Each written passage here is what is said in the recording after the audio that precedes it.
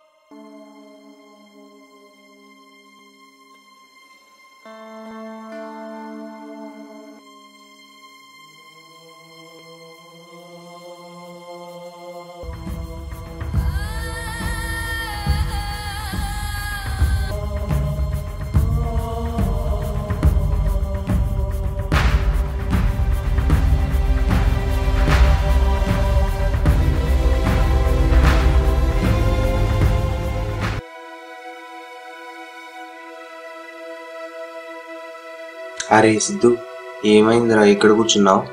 అరే అరే నైట్ కళ వచ్చిందా? అందులో రెడ్. నేను చూస్తుంటే నాకు చాలా టెన్షన్గా ఉందిరా. మనం వెంటనే వెళ్ళి మన సైకాలజీ ప్రొఫెసర్ని కలుద్దాం. Excuse me sir.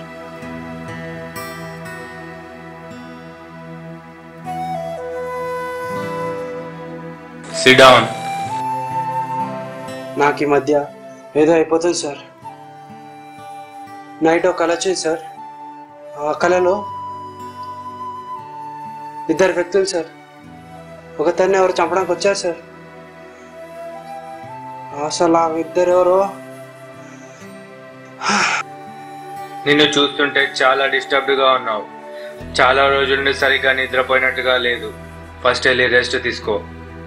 Sir please, ఆ రెడ్ షర్ట్ ఎవరో, అసలు వాళ్ళిద్దరు ఎవరు తెలుసుకునేదాకా నాకు ప్రశాంతంగా ఉండేటట్టు లేదు సార్. ఎవరిని చూసినా వాళ్ళైతే నన్ను చంపడానికి వస్తున్నట్టు అనిపిస్తుంది సార్. ఎలా అయినా ఆ ఇద్దరు ఎవరో తెలుసుకునేలాగా చేయండి సార్. నువ్వు ఇంతగా టెన్షన్ పడుతున్నావు కాబట్టి ఓ పని చేయి. జనరల్గా డ్రీమ్స్ ఎప్పుడు కంటిన్యూ అవ్వవు. నేను చెప్పినట్టు చేస్తే కంటిన్యూ అయ్యే అవకాశం ఉంది, కానీ నీ ప్రాణాలకే ప్రమాదం.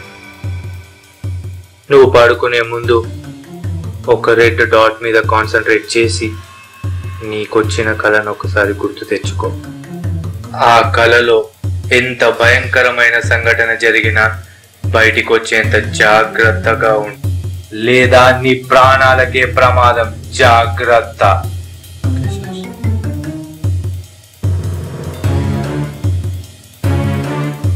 ఒక రెడ్ డాట్ మీద కాన్సన్ట్రేట్ చేసి నీకొచ్చిన కళను ఒకసారి గుర్తు తెచ్చుకో.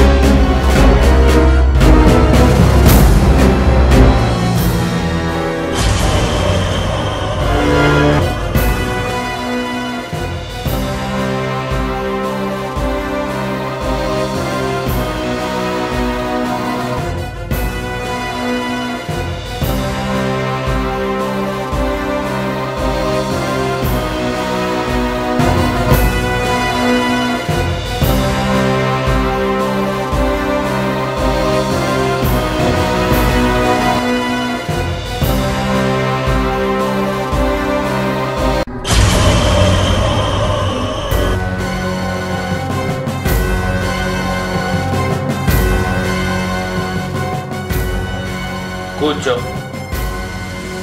ఏంటి, ఆ కళలో ఎవరున్నారో తెలిసిపోయిందా? సార్, ఆ కళలో నన్ను నేనే చంపుకున్నాను సార్. అసలు అట్లా ఎందుకు జరిగిందో కూడా అర్థం కాలేదు సార్. ఎందుకు సార్ ఇలా జరుగుతుంది? నువ్వు ఈ కాలేజ్కి వచ్చినప్పటి నుండి నేను నిన్ను గమనిస్తున్నాను. నువ్వు ఎవరితోని మాట్లాడవు, ఎవరితోనూ తిరగవు, ఒంటరిగానే తిరుగుతుంటావు. ఆ ఒంటరితనమే నీ శత్రువు. ఒంటరిగా ఉంటే ఏదో సాధించవచ్చని మీరు అనుకుంటారు. ఒంటరిగా ఉంటే మంచి ఆలోచనల కంటే చెడు ఆలోచన రావడానికి ఎక్కువ అవకాశం. ఇలాంటి సున్నితమైన మనసు గల విద్యార్థులు, ఉద్యోగులు ఒంటరితనంలో మునిగిపోయి ఏదో సాధించాలనే తపనతో ఆధ్యాత్మిక చింతనలో మునిగిపోయి ప్రాణాలు వెతికి తెచ్చుకుంటున్నారు. మీ సంతోషాలని, మీ బాధలని మీ చుట్టూ ఉండే స్నేహితులతో పంచుకోండి. మీ జీవితాలను సుఖమయం చేసుకోండి. అవును సార్, మీరు చెప్పింది 100%. ఈ రోజు నుండి అలా ఉండడానికి ట్రై చేస్తాను సార్.